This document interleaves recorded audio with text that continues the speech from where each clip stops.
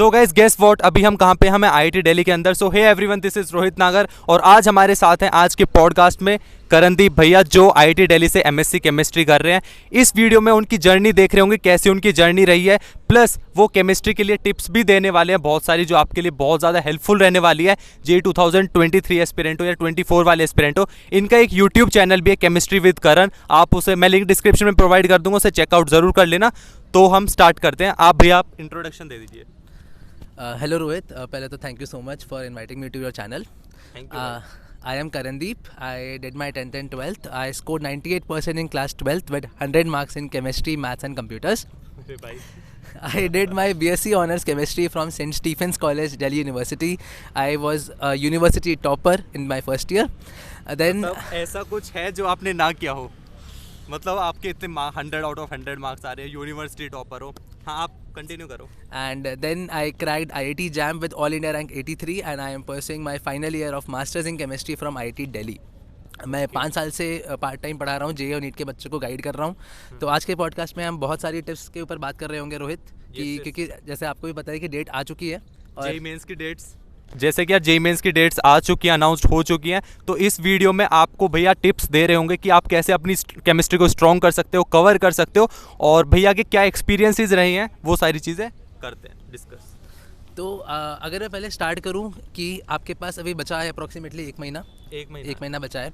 और मैं एक चीज़ और लिख के देता हूँ रोहित, बच्चे केमिस्ट्री को सबसे वीकेस्ट मानते हैं, लेकिन मैं लिख के देता हूँ केमिस्ट्री के बिना अच्छी रैंक ला के दिखाओ। मैं आज ही बोलता हूँ केमिस्ट्री के बिना अच्छी रैंक नहीं आ सकती। सबसे स्कोरिंग, मतलब सबसे कम टाइम में सबसे ज़्यादा आउटपुट देने वाला आपको सब्जेक्ट जो है वो केमिस्ट्री ही है। सबसे कम टाइम में आप टिक करोगे अगर आपको आता है तो। टॉपर्स की फर्स्ट चॉइस केमिस्ट्री है। एग्जैक्टली। तो उसको आपको छोड़ के तो बिल्कुल नहीं जाना, आपको अच्छे से करना है। केमिस्ट्री के बिना रैंक नहीं आएगी। अब बात आती है कि जिसकी केमिस्ट्री वीक है वो करे क्या। तो अभी तो पूरा सिलेबस पढ़ने का टाइम भी नहीं बचा है। तो मेरा मानना ये है कि जो आपके लास्ट के चैप्टर्स होते हैं, chemistry in everyday life, biomolecules, polymers, आप भी मानोगे रोहित, वो सबके सब जनरली छोड़ के चले जाते हैं कि बहुत रटना है। हाँ। है ना। तो आपके वो जो न्यूमेरिकल वाले पोर्शन है या लॉजिक वाले पोर्शन है वो आपसे हो नहीं रहा है। अगर आप फिर भी वाले टॉपिक छोड़ दोगे जिसमें आपको सिर्फ याद करना है, वो लिटरली वो 3 चैप्टर्स ऐसे हैं जिनमें आपको सिर्फ याद करना है और आपको 30 सेकंड्स के अंदर आपका आंसर सही हो रहा होगा। तो अगर आप उसको कर लेते हो ना, आपको उसमें अपना दिमाग नहीं यूज़ करना है, आपको बहुत ज़्यादा रिटर्न ऑफ इन्वेस्टमेंट मिल रहा होगा, तो उसको तो छोड़ के बिल्कुल मत जाना। और रही बात, मैं आप स्टेप बाय स्टेप आते हैं फिजिकल केमिस्ट्री पे, फिर ऑर्गेनिक पे आएंगे, फिर हम इनऑर्गेनिक पे आएंगे। बहुत सारे भैया क्वेश्चन आते हैं कि बहुत सारे बच्चों के क्वेश्चन आते हैं कि भैया और इनऑर्गेनिक केमिस्ट्री में चीज़ें रटी नहीं जाती हैं, फिजिकल केमिस्ट्री के क्वेश्चन सॉल्व नहीं हो पाते हैं, है ना। ऑर्गेनिक केमिस्ट्री की बात करें तो हमें मैकेनिज्म करने चाहिए या सिर्फ एनसीईआरटी से रिएक्शंस रट लेनी चाहिए, तो क्या करने चाहिए, आपका क्या पॉइंट है वो थोड़ा डिस्कस कर लीजिए। तो पहले मैं स्टार्ट करता हूँ फिजिकल केमिस्ट्री से। देखो, फिजिकल केमिस्ट्री में जो सबसे ज़्यादा बच्चे गलतियाँ करते हैं ना, जो सबसे पहली चीज़ गलती होती है वो होती है यूनिट कन्वर्जन।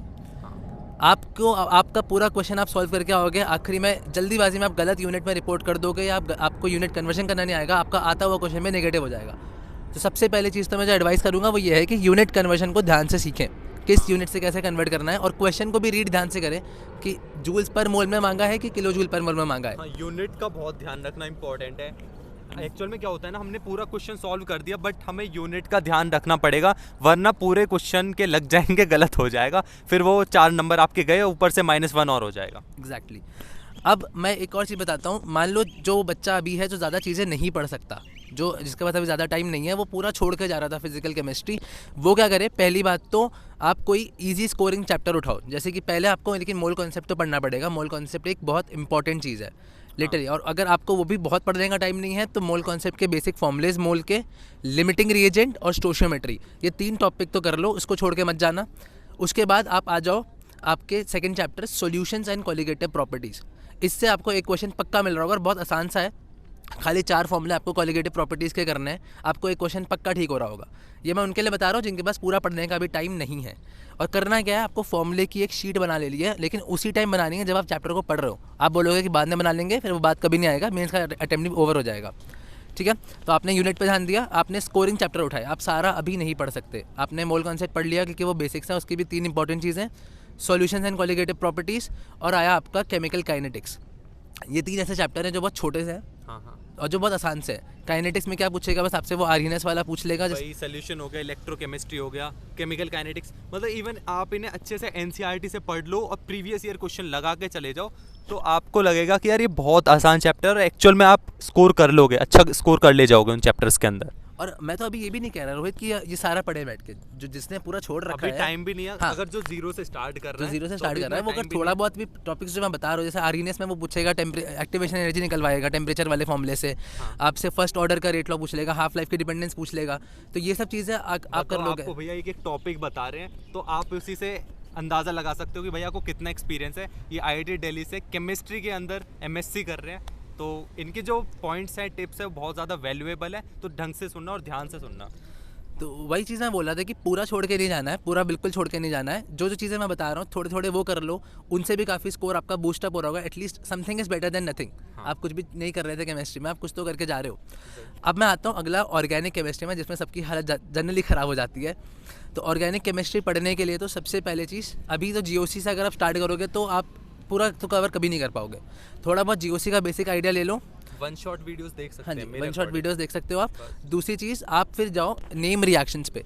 नेम रिएक्शंस को आपको अलग से लिखना पड़ेगा, एक अलग कॉपी में लिख लो एक बार प्रैक्टिस करते हुए, क्योंकि वो बहुत ज़्यादा इंपॉर्टेंट होती है, बहुत ज़्यादा।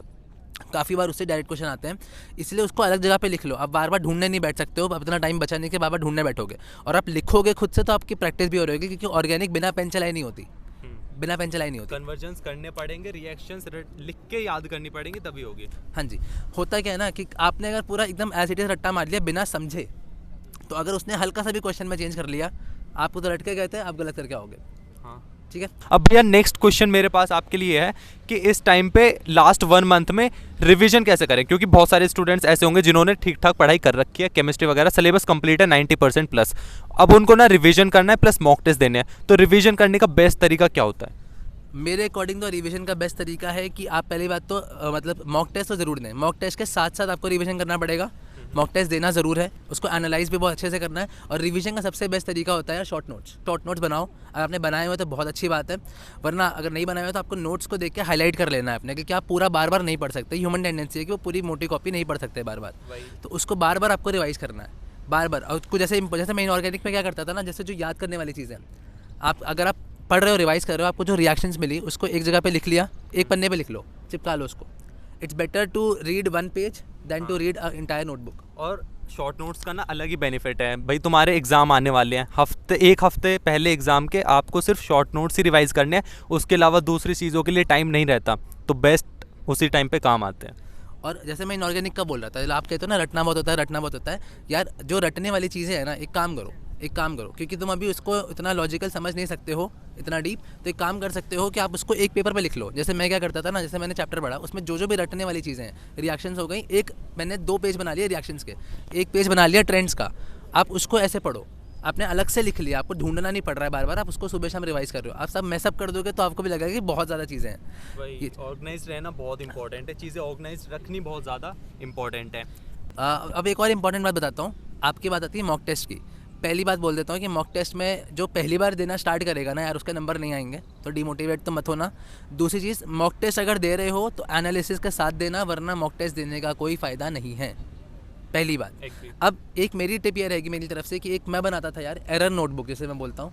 अच्छा, एरर नोटबुक मेरी खुद की होती थी। मैंने मान लो आज एक टेस्ट दिया, सपोज करो मैंने सॉल्यूशंस का टेस्ट दिया, ठीक है, या मैंने अगर मान लो फुल लेंथ भी दिया, मैंने डेट डाली आज की, और मेरे से क्या क्या गलतियाँ हुई, किस किस क्वेश्चन में हुई, मैंने वो गलतियाँ लिख दी, और उनका सॉल्यूशंस क्या होना चाहिए, एक्चुअल अप्रोच क्या है, मैंने वो डेट के साथ टेस्ट के साथ लिख दी, ताकि वो गलती आप मेरे से दोबारा अगली बार ना हो।